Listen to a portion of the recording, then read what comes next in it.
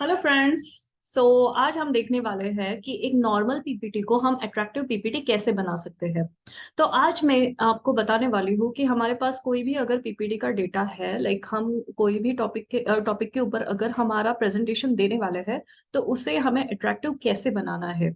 जो पीपीटी का मेन उद्देश्य है वो ये है कि आपका जो पावर पॉइंट प्रेजेंटेशन है वो अट्रैक्टिव होना चाहिए और वो कैची होना चाहिए। अगर आप पैराग्राफ फॉर्म में दिखाने वाले हो तो वो आप वर्ड में भी दिखा सकते हो, लेकिन आपको एक ग्राफिकल प्रेजेंटेशन या फिर हम जिसे बोलते हैं कि आप अट्रैक्टिव प्रेजेंटेशन आपको अगर देना हो तो वो आप पीपीटी में ही दे सकते हो, जिससे हमें जो मैटर प्रेजेंट करना है वो हमारे व्यूअर्स को रीडेबल हो।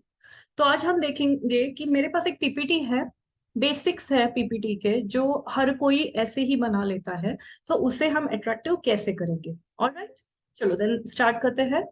अभी ये फर्स्ट स्लाइड है, यहाँ पे मैंने मेरे एक स्टूडेंट को बोला था कि आपको एक पीपीटी बनाना है और पीपीटी का टॉपिक होगा reverse in India.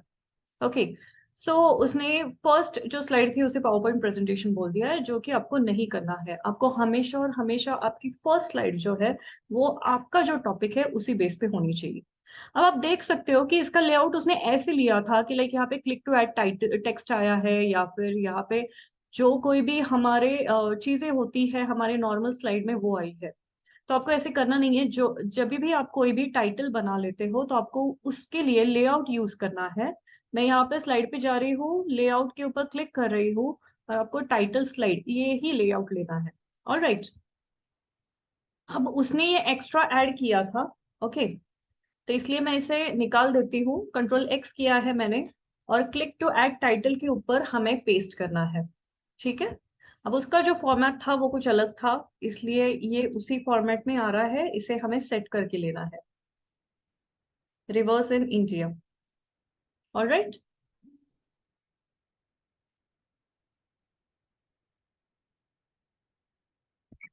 Click to add subtitle. आप यहाँ पे देख सकते हो लाइक किसने बनाया है। लाइक मैं अभी देती हूँ बाय नेहा खापरे।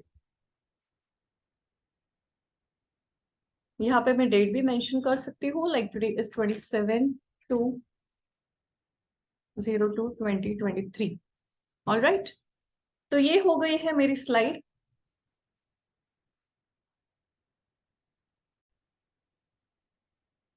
अगर हम देखेंगे कि इसके ऊपर अगर मुझे डेट नहीं चाहिए तो वो भी मैं निकाल सकती हूँ और सिर्फ नाम लिखना है। ये नाम जो है वो अगर मुझे अलाइन करना होगा राइट साइड पे तो वो भी मैं कर सकती हूँ, मिडिल पे करना है तो वो भी मैं कर सकती हूँ। आपको जिस तरह से चाहिए वैसे आप इसे एडजस्ट कर सकते हैं। लाइक ये फॉन्ट की जो साइज है वो भी मुझे चेंज करनी है, तो लाइक मैं यहाँ पे कोई और फॉन्ट स्टाइल ले लूंगी। ओके, इसका साइज भी बढ़ा दूंगी। अगर मुझे ऐसे लगता है कि ये बीच में नहीं है तो फिर मुझे थोड़ा सा साइड में लेना है तो वो भी मैं कर सकती हूँ। तो इस तरह से मेरी टाइटल स्लाइड जो है वो सेट हो गई है। टाइटल स्लाइड के ऊपर जो टाइटल दिया है उसके भी अगर आपको फॉन्ट कलर चेंज करना है तो आप वो कर सकते हो, फॉन्ट साइज बढ़ानी है तो वो भी आप बढ़ा सकते हो। तो ये हो गई मेरी टाइटल स्लाइड। अगर मुझे इसका डिजाइन पसंद नहीं है, मुझे ये कोई और डिजाइन में लेनी है, तो मैं डिजाइन में जाती हूँ और यहाँ पे मुझे बहुत सारे ऑप्शंस मिलते हैं जिसमें से मैं कोई भी एक ऑप्शन चूज कर सकती हूँ। लाइक मैं फिलहाल के लिए तो यही ऑप्शन चूज करती हूँ। Okay, all right. अब मैं सेकंड स्लाइड पे आती हूँ। सेकंड स्लाइड पे आप देख सकते हो कि यहाँ पे उसने जो टाइटल था वो इंसर्ट किया है।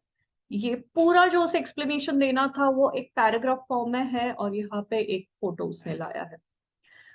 अगर आपको कोई भी फोटो टाइटल और उसका जो कंटेंट है वो अगर देना है तो आप उसके लिए लेआउट, आपको बहुत सारे लेआउट के ऑप्शंस अवेलेबल है।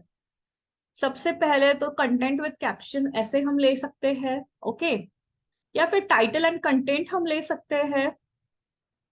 ओके, टू कंटेंट ये भी हम ले सकते हैं। आपको जो कोई भी ऑप्शन लगे वो आप सिलेक्ट कर सकते हो।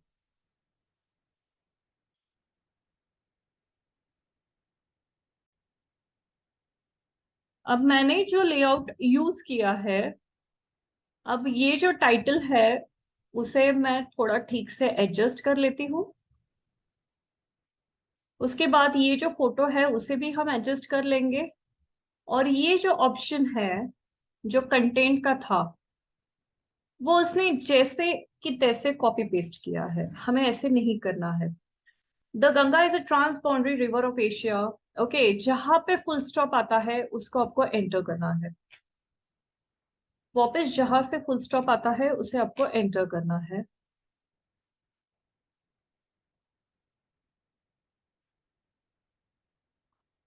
ओके, वापस यहाँ पे भी मैं एंटर कर देती हूँ।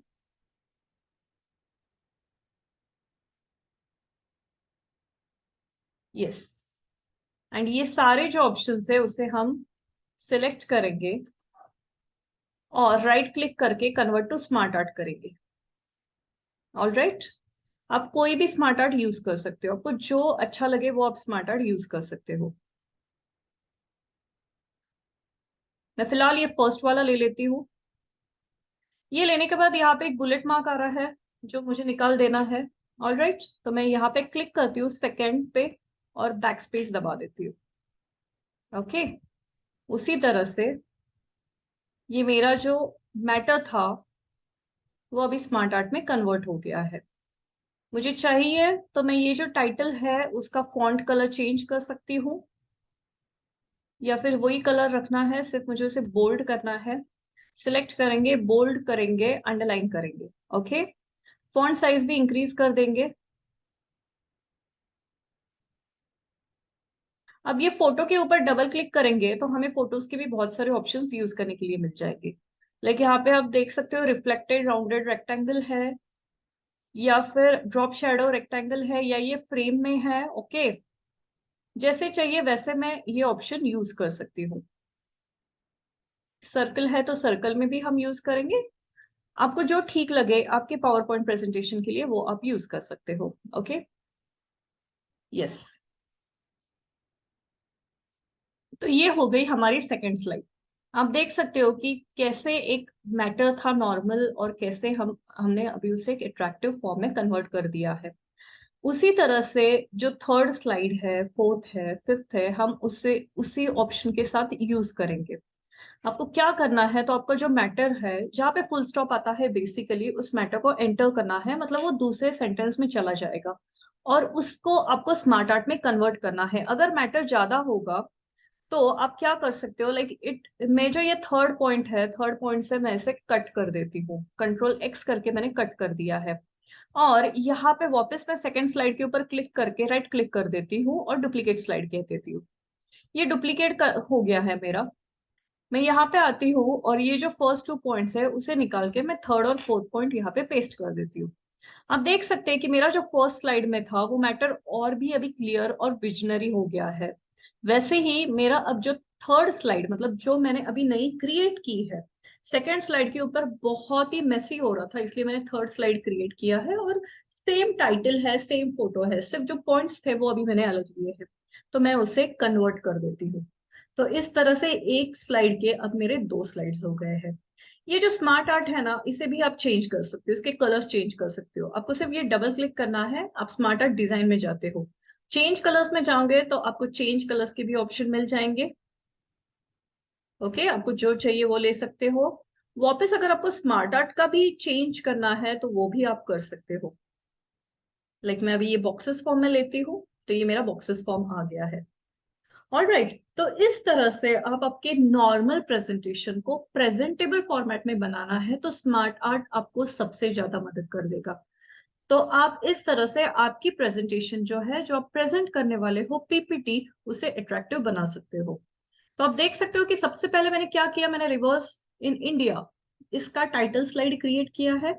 सेकेंडली मैंने एक नॉर्मल पैराग्राफ फॉर्म वाले जो हमारा पीपीटी था, हमारी स्लाइड थी, उसे मैंने कन्वर्ट कर दिया है एक बहुत ही अट्रैक्टिव फॉर्मेट में, जिसके साथ मैंने यूज किया है फोटो का एनिमेशन। उसके बाद मैंने वापस जो मेरे सेंटेंसेस थे उसका मैंने एनिमेशन यूज कर दिया है। ऑल राइट, उसे मैंने स्मार्ट आर्ट में कन्वर्ट कर दिया है। मैंने स्मार्ट आर्ट के कलर्स भी चेंज कर दिए हैं, स्मार्ट आर्ट का हम फॉर्मेट भी चेंज कर सकते हैं।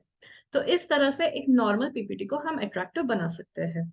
ये था हमारे how to convert a normal PPT into attractive PPT का पार्ट 1।